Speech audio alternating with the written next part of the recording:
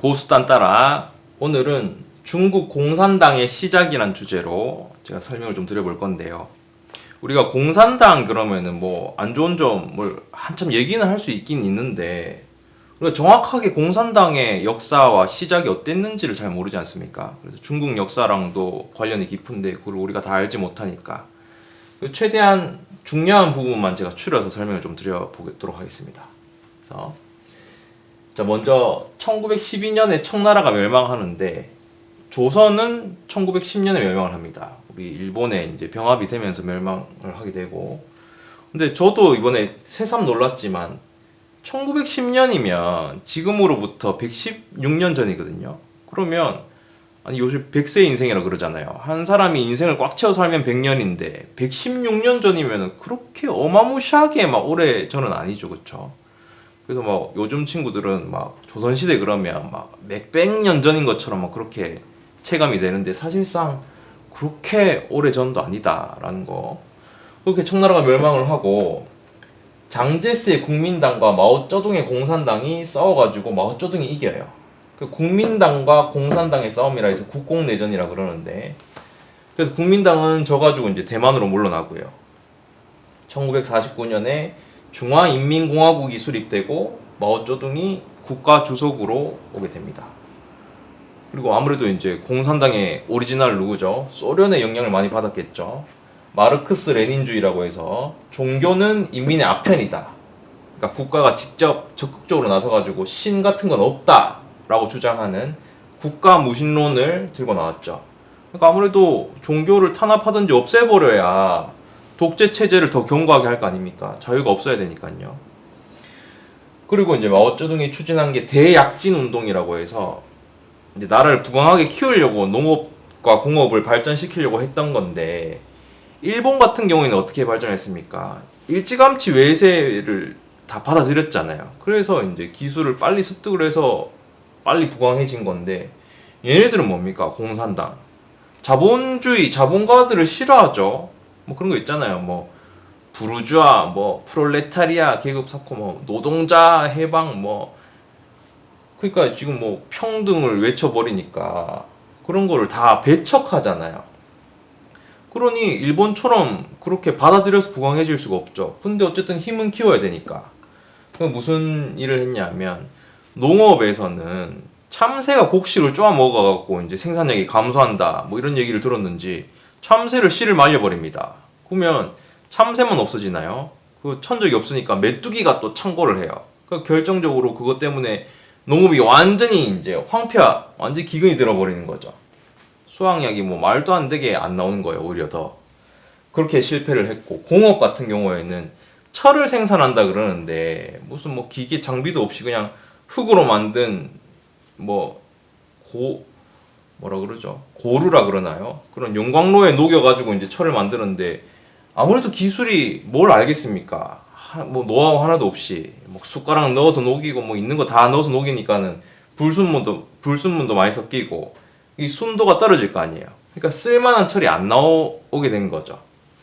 그러니 농업도 망하고 공업도 망하니까 이게 먹고 살 게 없잖아요. 힘은 힘대로 쓰고 뭐 나오는 건 없으니까. 그래서 결과적으로 3천에서 5천만 인민들이 굶어 죽는, 아사해버리는 결과를 맞이하게 됩니다. 근데 5천만이면 우리나라 인구잖아요. 어마무시한 사람들이 다 죽은 거예요. 그래서 이 책임을 가지고 이제 마오쩌둥이 물러나고 류사오치라는 사람이 주석으로 오는데, 근데 물러나고 끝났으면 뭐 좋았을 텐데 그게 아니라 국가 주석만 물러나고 공산당 총서기랑 중앙군사위원회 주석은 그대로 유지를 해요. 근데 이게 사실 강력한 철권 통치의 힘이잖아요. 그러니까 실질적인 권력은 유지를 했던 거죠. 그냥 타이틀만 내려놓은 거예요. 그리고 나서 이제 했던 게 뭐냐면 문화대혁명, 1966년부터 1년 동안 했던 건데 라디오로 이제 학생들을 선동하고, 학생들이 아무래도 이런 아름다운 말과 이상적인 말에 혹하기가 쉬우니까 이 정석이죠. 항상 그때는 또 뭐 요즘처럼 어떤 정보가 공개된 세상이 아니다 보니까 더 쉬웠던 거죠. 학생들 선동하기가. 그래서 뭐 거창합니다. 그럴싸해요. 명분이.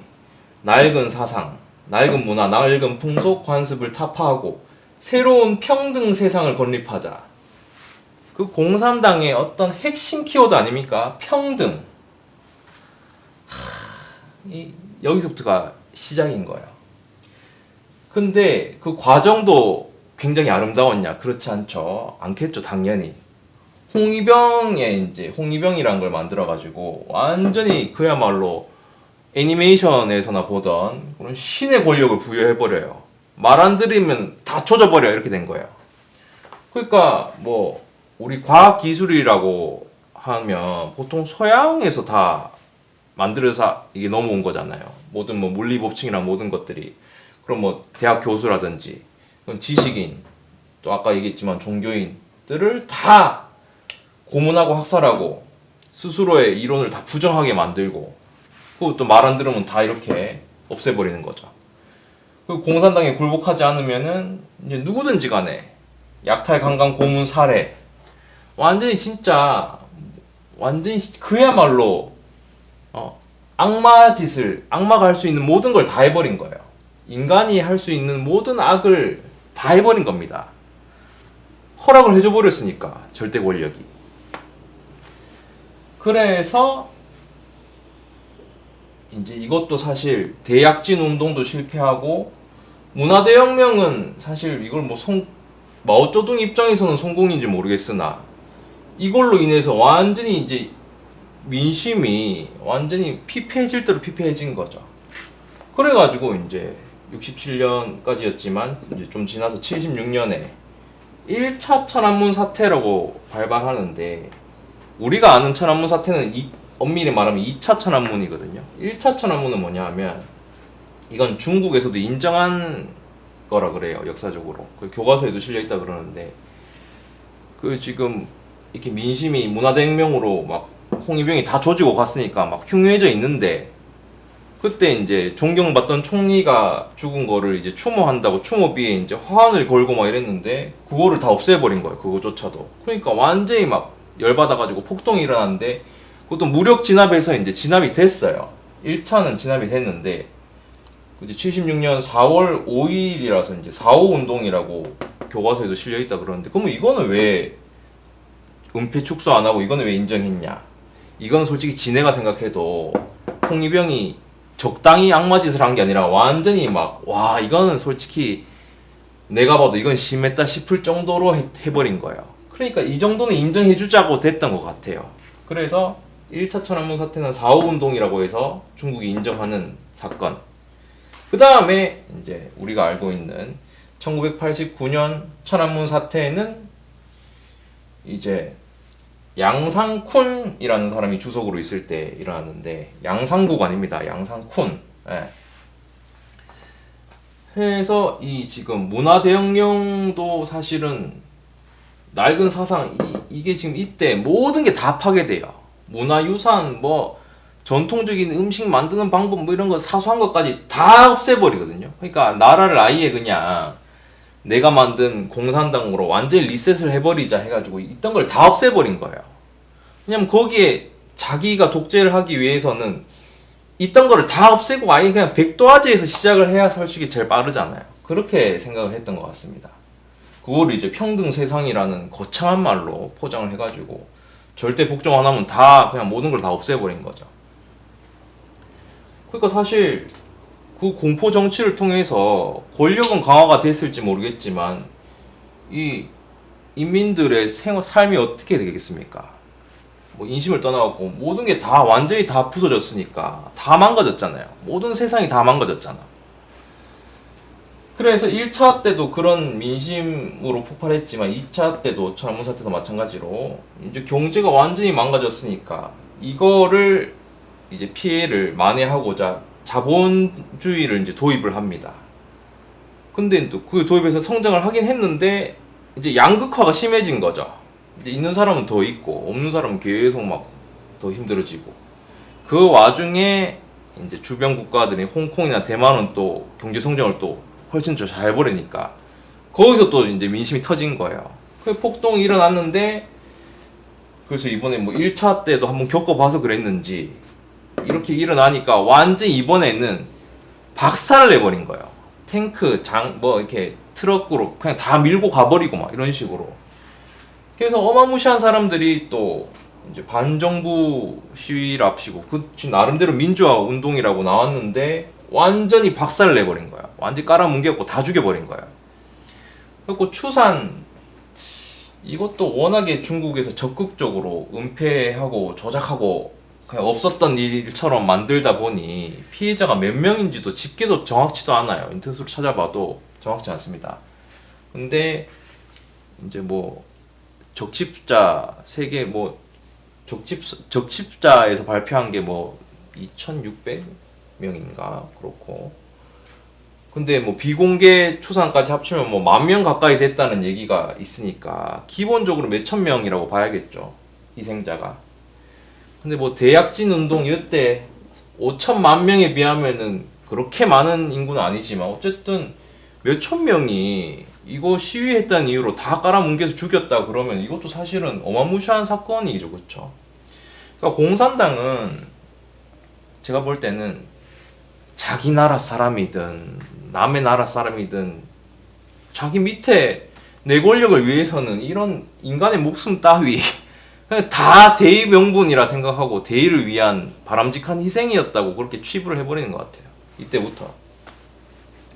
그렇게 해서 이제 많은 주석을 거쳐서 지금 시진핑은 2014년부터 지금 현재까지 지금 모든 주변 권력을 자기 편으로 다 만들어가지고 이제 개헌을 해가지고 3년 이미 가능하도록 하는 바람에 사실상 자기가 살아있는 동안 계속 죽을 때까지 정치를 이거 주석을 하게끔 만들어버렸죠. 그래서 이제 그 많은 주석을 거쳐가는 동안 물론 조금 온건한 스타일이 있었을 거고 뭐 정도의 차이는 있었겠지만, 근데 어차피 그렇다고 해서 민주주의가 아니지 않습니까? 공산당 안에서 왔다리 갔다리다 보니까 그 나물에 그 밥이인 거예요. 그리고 시대가 바뀌다 보니 중국이 또 적극적으로 자본주의를 체제는 공산당이지만 자본주의를 받아들이면서 경제 성장을 했지 않습니까? 근데 이거는 다들 아시다시피 중국이 무슨 뭐 그렇게 열심히 일해가지고 기술을 개발을 했겠어요? 거진다 카피고 약탈이고 말이 좋아 카피지. 세계 모든 분야 모든 요소에 이제 간첩과 스파이를 심어가지고 기술을 뺏어오고 해킹을 하고, 그 중국이 인구빨로 이제 자본이 워낙에 튼튼하다 보니까는 기술 빼갈 때 늘 이제 돈으로 해요하는 거예요. 그러니까 남의 나라를 집어삼킬 때에도 그거를 나라를 좌지우지하는 정치인들한테 무한대로 돈을 공급해버리니까 쉽죠. 그런 식으로 포섭을 다 해버리는 겁니다. 그래 놓고 이제 뭐 1대1론이 어쩌고 뭐 온갖 그럴싸한 말로 그럴싸한 명분으로 포장은 해놨지만 결국에는 부르주아를 타파하고 뭐 프롤레타리아 계급을 해방시킨다 그러는데 결과적으로 어떻게 됐습니까? 공산당이 안 되는 이유가 뭐예요? 결국 그 소수의 기득권만 부르주아가 되는 거 아닙니까? 이걸 보면서 딱 제가 원피스 애니메이션이 딱 생각이 나던데, 그 잘 뭐 아시는 분인지 모르겠는데 이제 이모라는 절대악 끝판왕이 있고 그 밑에 이제 5명의 오로성들이라고 있죠. 이게 세계 정부를 좌지우지하는 얘네들이 이제 무슨 뭐 국방부 장관급이 되는 거예요. 그 밑에 이제 철용인이라고 일반인이랑 다른 선택받은 민족이 있고, 이런 식으로 철저한 계급, 이 절대 권력에 복종하는 순서대로 이 권력이 분배되어 있고 그 밑으로 이제 완전히 그냥 하층민들이 있는 이런 구조가 딱 지금 애니메이션에 그냥 만화로 있는 게 아니라 이게 그대로 현실 반영 아닙니까? 이게 공산당에 이게 완전 악이잖아요. 그래서 우리가 중국의 역사를 전체적으로 얘기하면 또 더 좋겠지만 그거는 이제 다른 전문 유튜버들이 많이 설명을 했으니까 적어도 이렇게 시작이 됐다는 정도만 알고 있어도 참고가 많이 될 것 같거든요. 그래서 자, 또 소름인 거는 우리나라가 이제 완전히 좌파로 공산 통일이 될 뻔했는데 어떻게 했습니까? 1950년에 6.25 전쟁이 발발하죠. 남북 전쟁이, 한국 전쟁이. 그래서 그때 그 어마무시한 중국 인민의 물량 공세를 누가 했느냐? 누가 했겠습니까? 이 새끼가 했던 거예요. 마오쩌둥이. 중공군을 무한으로 완전히 막 무한 저글링처럼 때려 보내가지고 싹 다 빨갛게 될 무렵에 우리가 고마운 미국 아닙니까? 한미동맹. 예. 그때는 뭐 동맹도 아니었지만 미군이 이제 와가지고 메가더 장군의 인천 상륙작전을 거점으로 이제 쫙 또 올라가가지고 겨우 반반 분단한 거 아닙니까? 그래서 이제 전쟁 이후에 완전히 그때 미군이 그랬다 그랬잖아요. 아, 이 나라는 완전히 막 다 부서지고 아무것도 없다 했는데 어떻게 됐습니까? 박정희 대통령 이승만 박정희 거치면서 또 시대를 앞선 선택을 통해서 우리가 세계에 전례 없는 경제 발전과 성장을 했지 않습니까? 그 과정 속에 이제 우리가 역사를 좀 입체적으로 봐야 되는데 항상 공과 사를 보는 거거든요. 그렇게 해서 이제 평가를 해야 되는 건데 좌파들은 어떻게 얘기합니까?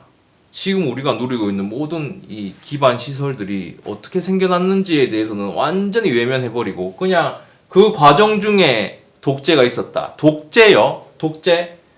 그래, 좋습니다. 그럼 독재면은 박정희, 이승만을 통해서 그 애네들이 독재를 해가지고 몇 명의 희생자가 났습니까? 몇 명이에요?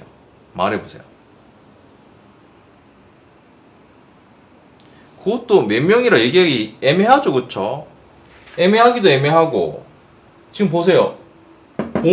마오쩌둥이 지금 한마디에 죽은 사람이 몇 명입니까? 지금 몇 명이에요? 이것만 하고 그 다음부터는 뭐 중국으로 인해서 죽은 사람이 없나요? 코로나는 어쩔 수 없이 그냥 우연찮게 중국에서 발생한 바이러스가 퍼진 거예요. 그렇게 생각하십니까? 아니, 그렇다 하더라도 중국으로 인해서 전 세계 인구가 몇 명 죽었습니까? 그거를 통해서 또 말도 안 되는 백신, 곰팡이 백신 맞게 해가지고 또 몇 명 죽었습니까? 그런 식으로 생각하면 이거 완전 중국이란 나라 자체는 완전히 그냥 악의 축 아닙니까? 아무리 뭐 관용을 베풀려고 해도 이게 지금 역사를 보면 답이 나오잖아요. 이런 역사를 보면 어떻게 중국이 거기서 나온 공산당 사회주의 사상이 어떻게 맞습니까? 물론 우리나라 민주화 운동은 진짜 그 순진했던 사람들이 또 우리나라 독재 그냥 공산당 사상과 관련 없이 진짜 민주화라고 생각하고 투쟁을 한 부분도 있으나 분명히 그 안에 그런 혼란을 틈타서 섞여 들어와가지고 이제 공산당들이 이제 혼란을 일으킨 부분도 있는데 그런 역사적인 해석이 있습니까? 4.3 뭐 특별법, 4.3 항쟁 특별법 이런 거 좌파 정권에서 만든 거 보면은 야 그런 거 얘기하지 마. 무조건 법으로 정해가지고 그건 무조건 희생이고 민주화 무조건 다 맞는 거니까 유족들한테 다 배상해. 심지어 제가 다른 영상에 또 만들 거지만 전봉준의 동학농민운동 있잖아요. 그게 벌써 언제입니까? 그 유족한테도 10만원씩 주고 있습니다. 지금도. 말이 됩니까 이게? 돈을 아주 그냥 뿌리다 못해서 동학농민운동은 줘도 되지 않냐 얘기하는데 거기도 엄청나게 우리가 모르는 지금 일반 사람들이 모르는 이 부정부패가 다 있어요. 그 농민운동 했던 사람들이 다 무슨 뭐 정말 뭐 악에 맞서가지고 뭐 나쁜 거에 맞서가지고 싸운 사람들이 아닙니다. 거기도 다 폐단이 있는 거예요. 그 역사가 나쁜 놈이 다 나쁜 놈이 아니고 착한 놈이라고 무조건 착한 놈, 입체적으로 봐야 된다는 게 그 얘기예요. 그래서 해석이 갈리는 거고 그걸 종합적으로 판단해야 되는 거죠. 마오쩌둥이 이렇게 많은 사람들을 죽이고 이렇게 해놓고도 이제 전 세계 사람들은 마오쩌둥을 굉장히 이제 나쁘게 평가를 하죠. 제가 얘기하는 것처럼. 근데 중국 안에서는 80%가 넘게 긍정적인 평가, 그래도 기여를 했다라고 평가를 한다 그래요. 근데 그게 과연 사실일까요? 이렇게 통제된 국가에서 그런 통계가 맞을까요? 천안문 사태는 아직도 중국 사람들이 입번끝도 못하잖아. 중국 사람들은 지금도 인터넷을 마음대로 못해요. 검열당하고 통제당하는 사회잖아요. 그 중국에 CCTV가 또 몇 개입니까? 일거수일투족이 다 거리에 감시당하는 그런 세상 아닙니까? 그 넓은 땅덩어리가. 그런 세상이에요. 자유가 어디 있습니까? 자유도 내가 허락해주는 만큼만 누려. 이게 공산당 아닙니까? 그래서 아까 4.3 항쟁 사건도 그것도 내용을 오래 지나다 보니까 또 우리 교과서 잊어먹다 보니까 잘 까먹으신 분도 많을 텐데 48년에 그것도 이제 어떻게 발발했냐 하면 그 남로당이 뭐냐면 이제 남조선 뭐지 남로당인가 남조선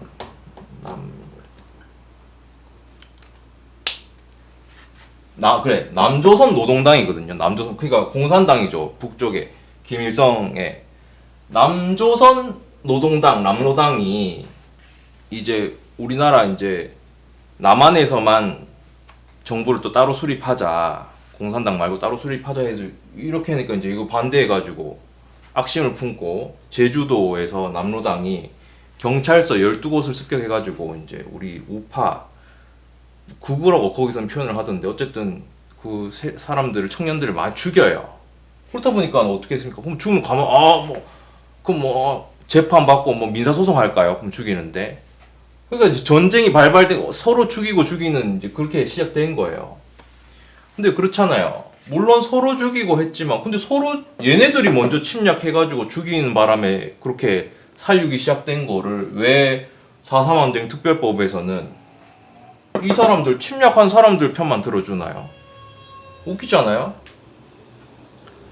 하기야 그게 의미가 없는 게 지금 정권 어떻게 얘기합니까? 이재명 뭐라 얘기했어요? 미군을 점령군이라 얘기하지. 지금 옛날도 아니고 지금 그렇게 얘기하지 않습니까? 말 다 한 거예요.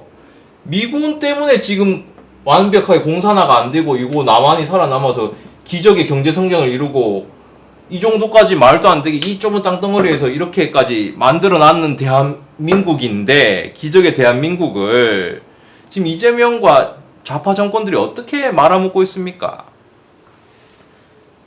정부가 직접 나서가지고 그런 역사적인 입체적인 걸 고려하지 않고 다 그냥 포퓰리즘을 해가지고 좌파, 주사파, 공산당, 친중, 친북 하는 사람들한테 다 돈 뿌리고 그걸 또 표심 얻고 그 또 교육은 또 어떻습니까? 지금 교육도 지금 말도 안 돼. 공산 이런 걸 떠나가지고 양성평등부터 해고 지금 한없이 끝도 없는데 온갖 나쁜 거는 다 지금 집어넣어가지고 전교조를 만들어가지고 전교조를 다 그런 거슬러 운동권부터 거슬러 올라가면 다 평등 어쩌고 저쩌고 양성평등 보세요. 성평등도 양성평등이래. 차별금지래. 평등 세상 차별금지 얼마나 좋은 단어입니까? 근데 차별금지법이 뭐예요? 내가 육체적인 성별이 아니라 무슨 정신적인 성별도 있다 이딴 식으로 내가 오늘 갑자기 오늘 오후부터는 나는 이제 감성이 여자 감성이니까 이제 화장실도 여자 화장실가 그거를 말릴 수도 없도록 해버리고 인정해주자. 심지어 이 성전환 수술을 할 때도 굳이 부모 동의 없이도 할 수 있어야 된다. 그게 인권이다. 이런 개 같은 법을 지나가던 개도 웃을 이런 법을 갖다가 추진을 한다는 것 자체 얘네 발상 자체가 도대체가 정상적인 사고를 가진 사람이 맞습니까? 이게 인간으로서 할 수 있는 얘기. 얘네들이 홍위병이라는 게 이 시대에만 국한된 게 아닙니다. 지금 말만 달라져서 말만. 이 구조가 공산당이 인민을 완전히 대량 학살하고 자기 독재를 위해서 세상을 아예 그냥 좌지우지하는 이 모든 체제가 현재 진행형이 하나도 변하지 않았어요. 그래서 역사가 중요한 겁니다. 전한길 쌤 같은 경우에는 역사 일타 강사 아닙니까? 그러니까 얼마나 저는 잠깐 공부해서 이 정도인데 얼마나 더 해박하게 그 전후 과정을 다 알고 계셨겠어요. 그러니까 얼마나 더 울분이 났겠습니까? 진짜 이거를 보면서 내가 너무 지금 하나도 변한 게 없네. 이 출발로부터 모든 악의 근원, 이 마오쩌둥의 공산당이 출범한 이래 시대가 바뀌어가면서 그 기술이 더 정교해졌지 하나도 바뀐 게 없구나. 선동하고 아름다운 말로 포장하고 시스템을 생태계를 다 그런 좌파 생태계를 만들고 교육이면 교육, 정치, 뭐 종교도 그렇고 종교도 지금 손흥민 목사님 구속하는 것부터 시작해가지고 지금 탄압이 들어가고 있는데도 교회 목사님들 뭐합니까? 목소리 내기는커녕 교회의 좌파들도 드글드글해요. 그래서 제가 지금 자정작용을 하는 시점이 이미 벌써 지났다고 얘기하는 겁니다. 열받네요. 어쨌든 우리가 역사를 이 정도 상식으로 조금만 알고 있어도 그래도 많이 도움이 될 거라 생각해서 제가 이렇게 알려드렸고, CCP 아웃 뭐 우리가 늘 슬로건이 있지 않습니까? 그래서 뭐 자유한길단이 주장하는 그런 내용들, 부정선거 척결, 윤어게인, 우리가 이런 악의, 이건 누가 봐도 악이지 않습니까? 이게 악이 아니면 뭐가 악이죠? 우리가 악에 맞서서 보수 우파로서 추구해야 될 가치들, 이거를 이런 악의 역사를 한 번씩 보면서 더 굳건하게 다져가지고 우리가 싸우고 투쟁해야 됩니다, 여러분. 그냥 가만히 있잖아요? 내한테 영향이 안 오는 것도 아니고 그냥 개돼지로서 그 유명한 말이 있지 않습니까? 정치에 무관심한 거의 대가가 뭐죠? 가장 저질스러운 자들의 지배를 받는 거. 이런 개돼지의, 이런 악마 새끼들의 지배를 받는 거예요. 그렇게 살고 싶으세요? 내 먹고 사는데 지장이 없는 것 같으십니까? 돈이 많으면 많은 사람일수록 더 많이 뜯어가고 그걸로 자기 배불리고 그걸로 포퓰리즘 돈 다 나눠줘가지고 나라 경제 망하고. 지금 이재명 정권 들어서 지금 국가 부채 얼마죠? 총 토탈 뭐 6,500조 그러던데, 국가 채무만 1,300조가 넘었다고 하던데요. 이게 어마무시한 겁니다, 여러분. 이 속도가 절대적인 양도 양이지만 속도가 다른 나라 대비 지금 어마무시한 속도로 빛이 늘고 있어요. 그럴 수밖에. 나라 기업은 다 조지고 성장은 없는데 온갖 뿌리는 거는 지금 또 좀 이따 좀 더 뭐 15만 원씩 준다 그러던데, 허구한 날 돈 뿌리고. 아니 상식적으로 내가 지금 돈이 없고 빚이 있으면 개인은 어떻게 합니까? 소비를 줄이죠. 빚을 내지 않으려고 하고. 그래야 파산하지 않는 거 아닙니까? 근데 지금 국가가 하는 짓을 보세요. 이 정권이 하는 짓을 보십시오. 그래서 일단은 요 정도까지 알고 계시고 나머지 내용들은 흥분을 좀 가라앉혀서 하나씩 또 설명을 해드리도록 하겠습니다.